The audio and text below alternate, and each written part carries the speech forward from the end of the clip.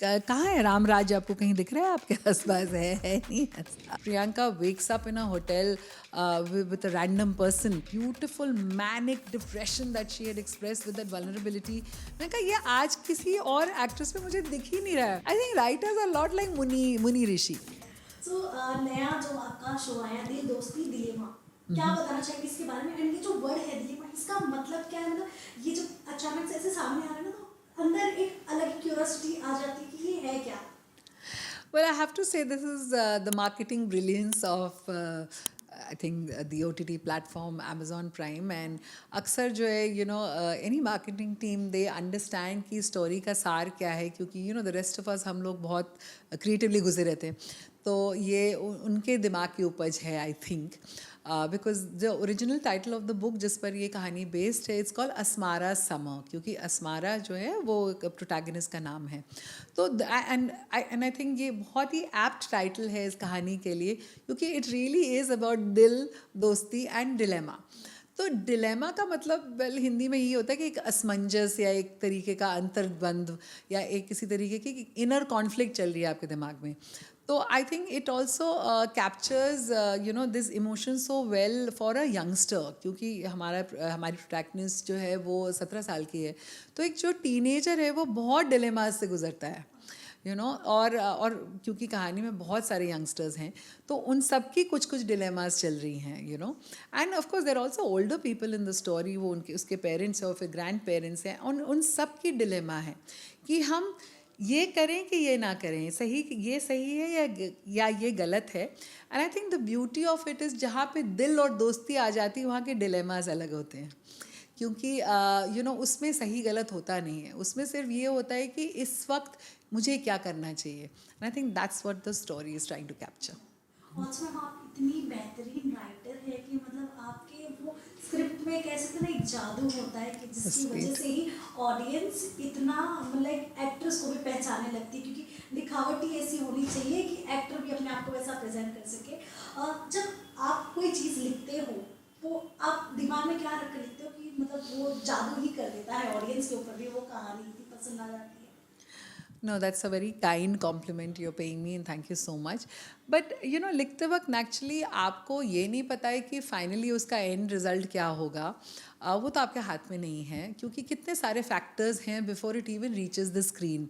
पहले डायरेक्टर आएगा, एक्टर्स आएंगे, फिर वो शूट होगा, फिर वो एडिट होगा, फिर वो एक तरीके से मार्केट होगा, बहुत सारी चीज़ें हैं. लेकिन एक चीज़ मैं ज़रूर कहूँगी, एंड विच मे बी जो यंगर राइटर्स मुझे देख रहे हैं इस वक्त शायद उनको भी काम आए, कि एक राइटर का एक ही धर्म है कि जब आप लिख रहे हो, क्योंकि वो एक बहुत सोलो प्रोसेस है, ऐसी writing is a very lonely process. आप और आपका कंप्यूटर या आप हाथ से लिख रहे हो, तो आप और आपके थॉट्स हैं उस वक्त, और उस वक्त जो एनर्जी आप ट्रांसफ़र कर रहे हो अपनी स्क्रिप्ट पर, ट्रस्ट मी वो ही एनर्जी स्क्रीन टू ऑडियंस पर ट्रांसफ़र होती है. ये मैजिक मैंने देखा है. तो जो आप जिस जादू की बात करिए, आई थिंक वही जादू है कि जब आपने पैशनेटली कोई चीज़ की, वो एनर्जी बीच में चाहे जितने प्रॉब्लम्स आएँ, चाहे जितने चेंजेस आएँ, और जितने सारे हज़ारों लोग आएंगे उस प्रोसेस के बीच में, वो एनर्जी जो है ट्रांसफ़र हो जाएगी. और ये क्यों मैं इस बात को बहुत कॉन्फिडेंस से कह सकती हूँ, क्योंकि मैंने कई बार जाके ऑब्वियसली अपनी फिल्में हॉल में जाके देखी हैं, और वो जब मोमेंट आता है कि एक डार्केंड हॉल में बैठकर आप हंड्रेड्स ऑफ स्ट्रेंजर्स के साथ अपना प्रोडक्ट देख रहे हो, तो वो वही फीलिंग आती है जो आई थी जब आप अकेले बैठे कंप्यूटर पे लिख रहे थे. तब आपको समझ में आता है कि this is the magic of story telling, this is the transfer. So really while writing, all I'm doing is putting the passion in and also borrowing from real life a lot. मैं believe करती हूँ कि believability बहुत ज़रूरी है, कि कोई भी चीज़ देखे, चाहे वो मैं एलियन के बारे में लिख रही हूँ, या सीरियल किलर के बारे में लिख रही हूँ, या बहुत ख़राब लोगों के बारे में लिख रही हूँ. मैं अक्सर ग्रे कैरेक्टर्स लिखती हूँ. उनको रियल कैसे मैं बनाऊँ, ह्यूमन कैसे मैं बनाऊँ, कि जिसको देखकर कोई बोले कि हाँ यार, इस ऐसे किरदार को तो मैं जानती हूँ, या इससे मैं रिलेट कैसे करूँ, या इससे कुछ ले कैसे लूँ मैं. And the third final thing I like to say, जो मेरे लिए बहुत ज़रूरी है, कि मुझे हीलिंग कैसे दुनिया को बताना, ये मेरा मैसेज है. तो I think I keep putting that in. तो वो जब ट्रांसलेट हो जाता है, perhaps that's the magic. That's all I can say. Also ma'am अभी आपने mention किया कि आप ग्रे कैरेक्टर्स ज़्यादा लिखते तो मतलब क्यों ऐसा, लाइक क्या थॉट्स है आपकी ग्रे कैरेक्टर्स को लेके? Because I believe that life is full of grey characters and grey shades. मुझे ऐसा लगता है कि कहाँ है राम राज्य, आपको कहीं दिख रहा है आपके आसपास? है नहीं ऐसा. और रियल लाइफ में I think people have a lot of dilemmas despite that दिल एंड दोस्ती. एंड ऑल्सो हाँ, क्योंकि मैंने जो है you know I am a part time therapist. मैंने साइकोलॉजी पढ़ी भी है और उसको मैं अब थोड़ा प्रैक्टिस भी करती हूँ. तो जब आपका एक इंसाइट आ जाता है ह्यूमन माइंड के अंदर, तो आपको समझ में आता है कि सबके बहुत बहुत शेड्स हैं. And we live all the shades on a daily basis. तो it's impossible for me now to make it a one tone story कि कोई बिल्कुल ही बुरा है, ब्लैक है, या कोई इतना वाइट है कि और कोई शेड्स ही नहीं है. I find very difficult to write very simple characters. That's the answer. इतने बड़े बड़े प्रोजेक्ट्स के लिए मैम आपने लिखा है, लाइक फैशन हो गया, हीरोइन हो गया, जेल हो गया, और ऐसे पता नहीं कितने प्रोजेक्ट्स हैं जिसके लिए आपने काम किया है. कोई ऐसा इंसिडेंट हुआ है जो शायद नहीं पता दुनिया को, बिकॉज आजकल लोग इतने ज़्यादा मतलब दिमाग लोगों का इतना चेंज हो गया कि लोग जो अनसुने जो किस्से होते हैं ना वो सुनने में ज़्यादा लोगों को मतलब इंटरेस्टेड होते हैं. तो कुछ ऐसी बातें बताना चाहेंगे आप, क्योंकि आपने कंगना के साथ, प्रियंका के साथ और पता नहीं कितने एक्टर्स के साथ काम किया, बड़े बड़े कुछ ऐसे इंसिडेंट्स बताना चाहेंगे जो शायद दुनिया को नहीं पता, जो आपके थ्रू पता चले? नहीं, वैसे तो इंसिडेंट बहुत सारे हैं, बट जैसे हाँ, मैं फ़ैशन के बारे में बता सकती हूँ कि of course you know fashion, apart from the fact that you know Mr. Madhur Bhandarkar thought that I will be able to contribute to it in such a significant way, you know, to the point that I could almost own the script, and his you know faith in me in doing that. और and the fact कि जब तो उसमें of course you know as you can, I am sure you seen the film, तो उसमें बहुत सारे points हैं जो वो बहुत ही फीमेल पॉइंट ऑफ व्यू है, बहुत ज़्यादा. तो अक्सर वो आते थे कई डिसएग्रीमेंट्स जहाँ पे उनको you know and for such a male point of view की ये कैसे हो सकता है, ये तो यू नो ऑडियंस मानेगी ही नहीं, वो होगा ही नहीं. तो एक वो पॉइंट था, अगर आपको याद होगा, वो कहीं थर्ड एक्ट के पहले आता है कि Priyanka wakes up in a hotel with a random person. By the way it was suppose to be a random person और मैंने अफ्रीकन पर्सन नहीं लिखा था. वो you know that was of course and it's a director's call, because he felt कि अगर हम you know she was just with a drug peddler and whatever, that was his thinking. But I really want to clear this, मेरी script में it was just a random man. Okay, his colour was not the important part there at all. But हमारी disagreement इस बात पे थी ही नहीं. हमारी disagreement इस बात पे थी कि ऐसे कैसे हो सकता है, you know what kind of heroine is this and whatever, और ये तो होगा ही नहीं. तो मैंने कहा sir just trust me, it's a women's point of view and मैं बहुत ही एक बहुत डेलिकेट बात यहाँ कह रही हूँ, और and I know the women across the world with resonate with this. तो उन्होंने कहा हाँ ठीक है, प्रियंका ही नहीं मानेगी. तो हमने जाके प्रियंका को नरेट किया and hats off to her. She said अगर ये सीन नहीं रहेगा तो मैं ये फिल्म ही नहीं करूँगी. And I said thank you Priyanka.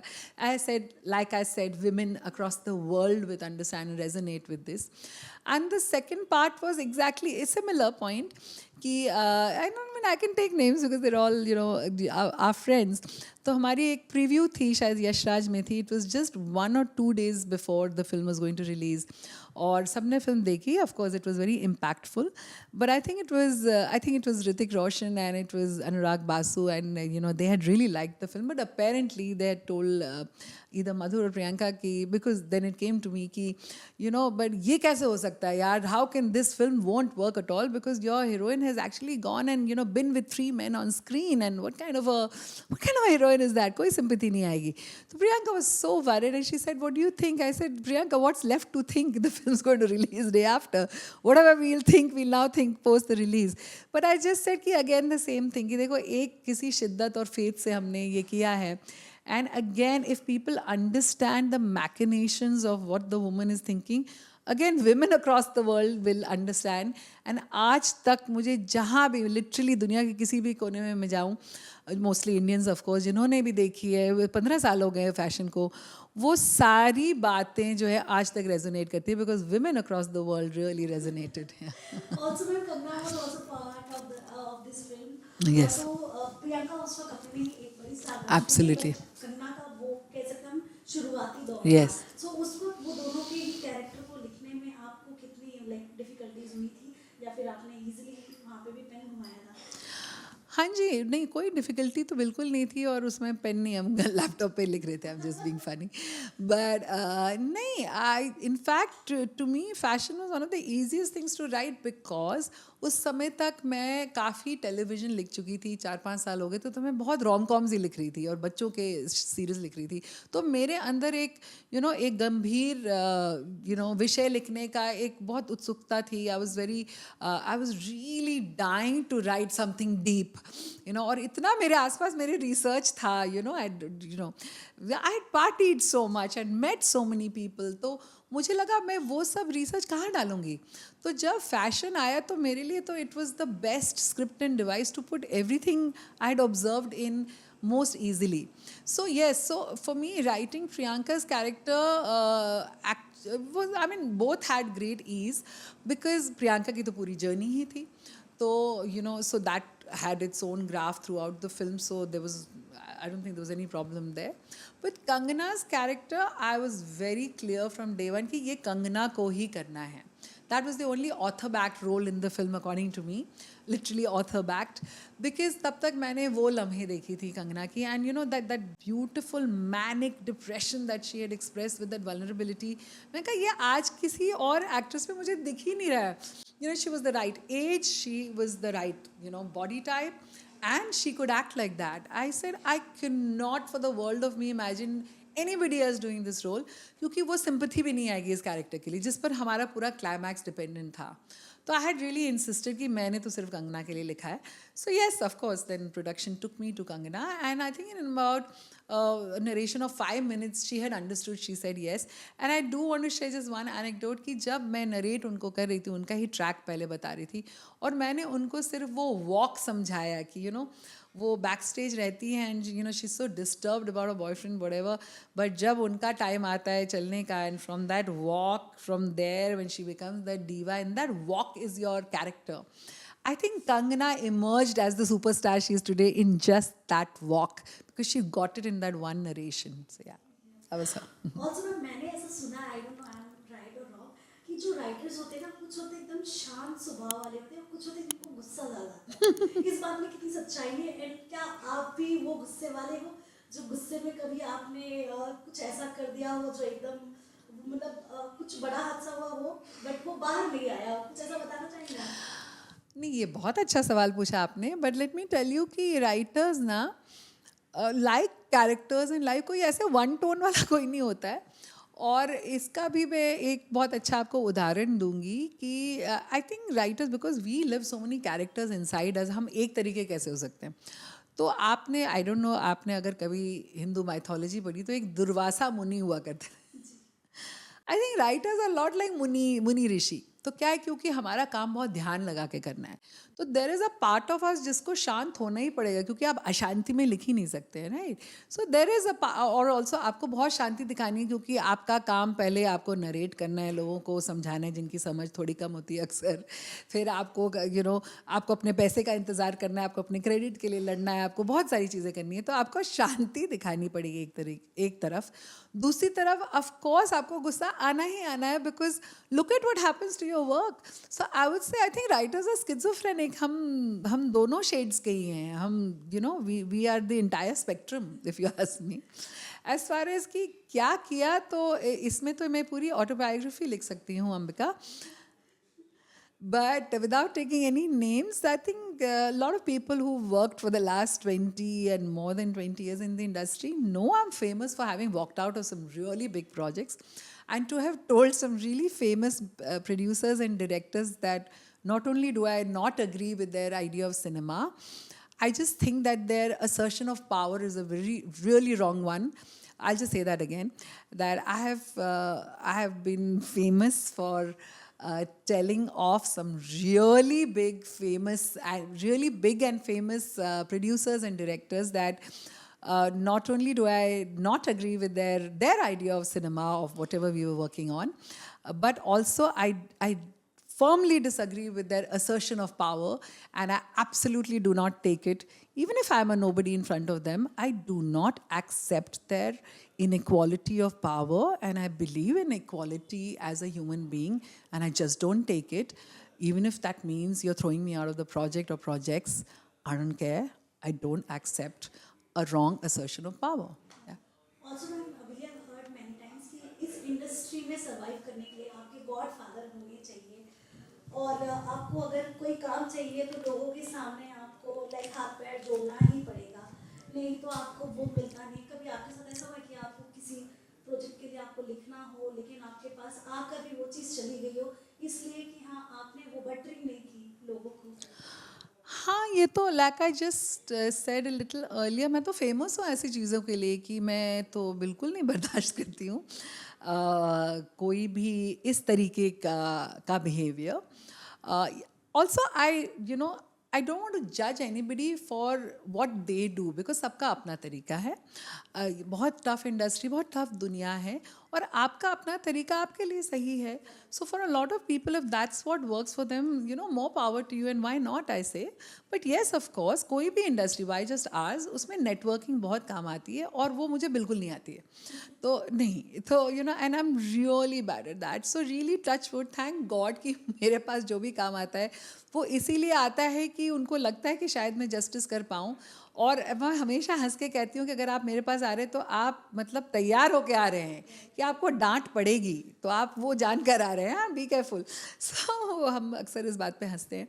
So yes, I think really touch wood, over the years what has happen is कि आपकी रेपुटेशन इसी बात से बनती है कि लोगों को समझ में आ गया, काफ़ी पहले आ गया, कि अगर मैं किसी बात पे डिसएग्री कर रही हूँ तो वो सिर्फ और सिर्फ स्टोरी के लिए है। अगर मैं लड़ाई भी कर रही हूँ तो वो सिर्फ और सिर्फ प्रोजेक्ट के लिए, और उसमें कोई ईगो नहीं है। And it's my record, it's 100% record कि जिसने डिसएग्री किया है वो हमेशा 1 साल बाद आके सॉरी कह के गया है कि आई विश हम लोग मान जाते आपकी बात, आई विश। तो या that's really how it works. So no, not at all. I disagree to disagree. You know, I'm sorry, I disagree to agree, just for the heck of it. You know, just क्योंकि मेरा कहना है, सिर्फ simple बात है, कहानी जब हमारा प्रोजेक्ट जब स्क्रीन पर आएगा, हमारा नाम आएगा, तब हम प्लैकार्ड लेके नहीं खड़े होंगे कि oh I am sorry, this is what we did and whatever. Audience तो सिर्फ हमारा काम देख रहा है, वो कैसे ख़राब हो सकता है, वो मैं जान के कैसे ख़राब कर सकती हूँ। और वो हमेशा रहेगा, हमारे जाने के 100 साल बाद भी रहेगा। आप तब आके कैसे किसी को समझाओगे? So I will fight for it till my last breath, but I will not agree to wrong work. Also ma'am आपने स्टोरी के लिए ही कभी ऐसे स्टार्स को डांटा जो आज सुपरस्टार बन गए, अगर आप कोई नाम बताना चाहे? नहीं, I can safely say कि I have been, you know, very good question, I've been very lucky कि actually stars या actors मेरी बात हमेशा मान जाते हैं. In fact, I don't need to take the rest of the names, but my very dear friend Arjun Rampal once walked out of a project because he said, I agreed to her script, not the rest of the project, and it was a crucial time in his career as well. So नहीं, I've been actually very lucky with actors, because like I said, Priyanka ने जब कहा कि वो scene तो के बिना तो मैं करूँगी ही नहीं. So even now when I'm doing a show like Rai Singhani versus Rai Singhani, there's a Jennifer Winget who comes out and says, oh yeah, I understand, let's do this. या करण भाई कहता है नहीं यार थोड़ा एक्स्ट्रा कर लेते, because they know what they will translate on screen. तो मेरी डिसएग्रीमेंट्स जो है अक्सर नहीं, जो बाकी क्रू के साथ होती है, actors it's never really a problem now. I really thank my actors, it's beautiful. So ma'am Jennifer का नाम आपने मेंशन किया, तो जेनिफर के साथ काम करने का आपका वो कैसा रहा था एक्सपीरियंस? हम कह सकते हैं कि उनको समझाना आपका स्क्रिप्ट कितना इजी था आपके लिए? You know, I have to say that Jennifer के साथ काम करना has been my easiest sort of project so far. अभी भी, you know, we are still working together because the show is on air. 102 episode का show है. I think again वही होता है कि व्हेन आई से कि यू नो, जब भी मैं एक फ़ीमेल पॉइंट ऑफ व्यू डालती हूँ जो काफ़ी यूनिक है, क्योंकि अभी भी दुनिया में बहुत सारा फीमेल पॉइंट ऑफ व्यू की कहानी होती नहीं है, तो जब मैं वो पॉइंट ऑफ व्यू डालती हूँ, जब मेरी एक्ट्रेस आती है वो हमेशा समझ जाती है. वो एक तो समझ जाती है, वो मेरे साथ रेजोनेट करती है, और वो समझ जाती है कि इसको जब मैं स्क्रीन पे ट्रांसलेट करूँगी तो मैं कुछ एक अलग और नया कर रही हूँ. जेनिफर के साथ एग्जैक्टली वही हुआ. जैसे उसने मेरा किरदार पढ़ा अनुष्का राय सिंघानी, वो समझ गई, उसने उसमें अपनी जान डाली. हमने कितनी बार बिहाइंड द सीन अपने ही खुद के एक्सपीरियंस से शेयर किए. सो हम तो कई बार बहुत यू नो वी लाफ कि कहाँ पे मैं ख़त्म हुई वो कैरेक्टर शुरू हुई और वो ख़त्म होके जेनिफर शुरू हुई, यही आजकल नहीं समझ में आ रहा है, कई बार जो है अनुष्का नाम है उस कैरेक्टर का, कई लोग उसको अनुराधा बोल देते हैं, मुझे अनुष्का बोल देते हैं और फिर मैं जेनिफर को अनुष्का बोलती हूँ. That's the beauty of this work. So it's been beyond fabulous, and I keep telling her that you're my alter ego on screen, and how did that even happen? Also ma'am एक incident सुना था मैंने कि आपने एक थप्पड़ मारा था, मुझे वो पूरी कहानी जाननी है. अब आप मिलेंगे तो वो ज़्यादा अच्छे से पता चल जाएगा, आज मुझे भी और लोगों को भी. नहीं, वो एक्चुअली बहुत स्वीट सी कहानी है. Like I said, it's not like I am really proud of this whatever. It was very silly. It was because all of us were very young. तो ये फिल्म थी पापा कहते हैं, और मैं उसकी एसोसिएट डायरेक्टर थी. उसी के बारे में बात कर रहे हैं. अच्छा, वापस से बोलूँगी. तो ये फिल्म थी पापा कहते हैं, और मैं उसकी एसोसिएट डायरेक्टर थी. मैं बहुत ही यंग थी, और मेरा पहला जॉब था. मैं अभी जामिया से ग्रेजुएट होके आई थी, और महेश भट्ट हमारे डायरेक्टर थे, और उनकी तब भी आदत थी, अभी है, कि वो बस पूरा भार सौंप देते हैं आपके ऊपर. तो आपको लगता है कि ओ माय गॉड, ये तो मेरी ही फिल्म है और मैं ही सब कुछ कर रही हूँ, और मतलब मुझे ही हर फ्रेम उसका सही करना है. तो मेरा जॉब था, of course I was still the assistant, और हम 2 ही असिस्टेंट गए थे सेशल्स, बिकॉज बजट ही उतना था. तो मेरा जॉब था कि कॉस्ट्यूम भी और मेकअप भी, और तो हीरोइन को ड्रेसअप करके वहाँ लेके जाना. तो हमारी बहुत ही यंग और इतनी स्वीट सी हीरोइन थी मयूरी कांगो. वो बेचारी तब स्कूल से ही निकली थी, पर I felt like I was her boss, and like an elder sister vibe and all of that. और फिर क्या हुआ, तो रोज़ मुझे उसको रेडी करके बाहर लेके जाना था. तो वो किसी एक बात पर, of course she was young and she felt कि मे बी कि मुझे हीरोइन वाला वो मिल नहीं रहा है, और उसके कुछ टेंशन्स थे. तो उसको कुछ शायद लिपस्टिक नहीं सही लग रही थी, मेकअप नहीं सही था, ये कुछ कपड़े, कुछ तो एक हमारा डिसएग्रीमेंट था हेयर को लेकर समथिंग. एंड बहुत ज़्यादा स्ट्रेस था, क्योंकि लाइट जा रही थी, सर वेट कर रहे थे, whatever. And she was just being very something, and she was just like मैं महेश अंकल जाके कह दूंगी.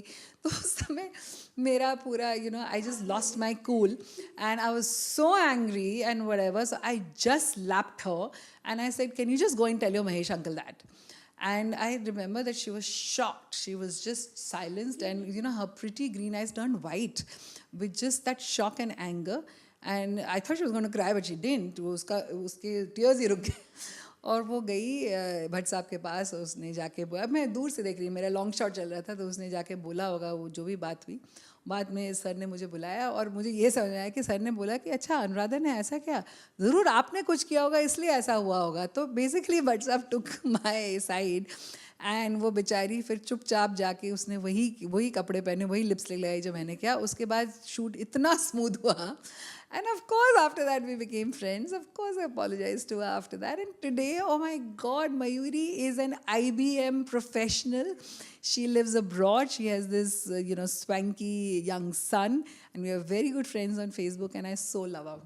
And we interact every day on social media. It's totally amazing. But yeah, we were just stupid and took our jobs very seriously.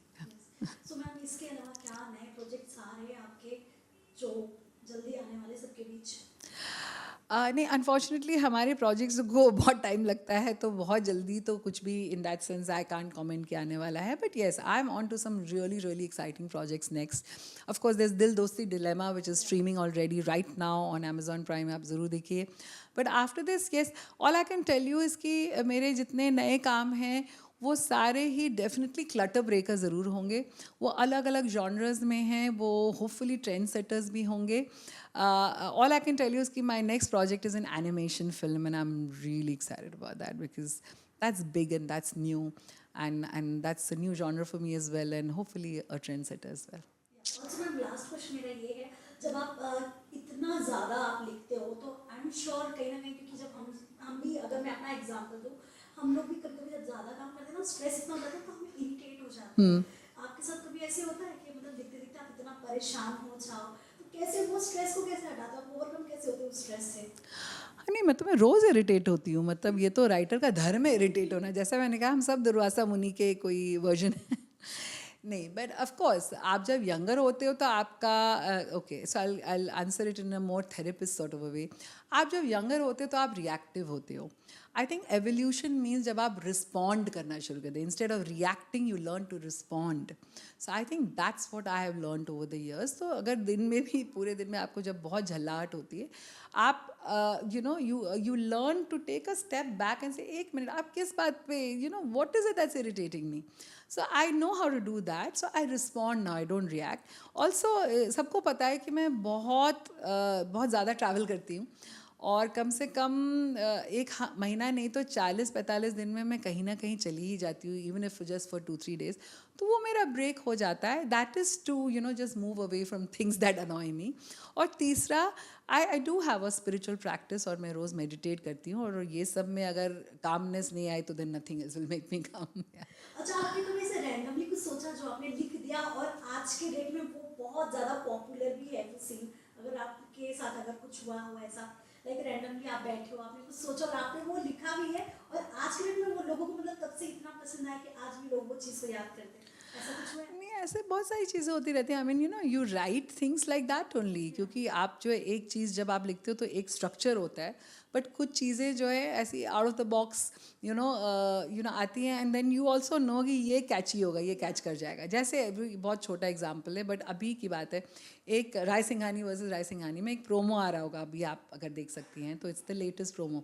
उसमें मैंने एक scene सोचा था, क्योंकि वो करण भाई का कैरेक्टर है, वो बहुत बड़ा कैसनोवा है पूरी कहानी में, लेकिन उसको अब प्यार हो गया है, and he wants to convince Jennifer's character कि just give me a chance. तो माई चैलेंज वॉज कि वो कैसे उसको कन्विंस करेगी, and she knows everything about him, and she is not interested any more in giving him a chance. So I came up with this whole tag, because I also think, see, I feel today everything has to be media savvy and social media savvy as well. So अक्सर मैं काफ़ी चीज़ें सोचती हूँ, वो hashtags कैसे बनेंगे.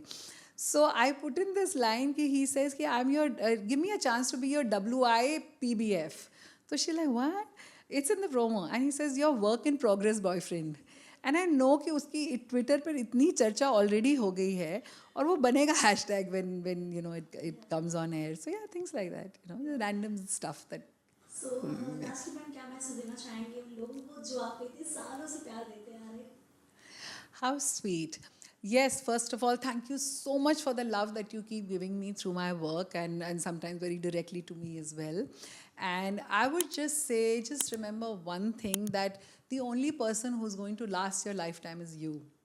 So learn to have a relationship with you, learn to love yourself, and only you can do yourself best.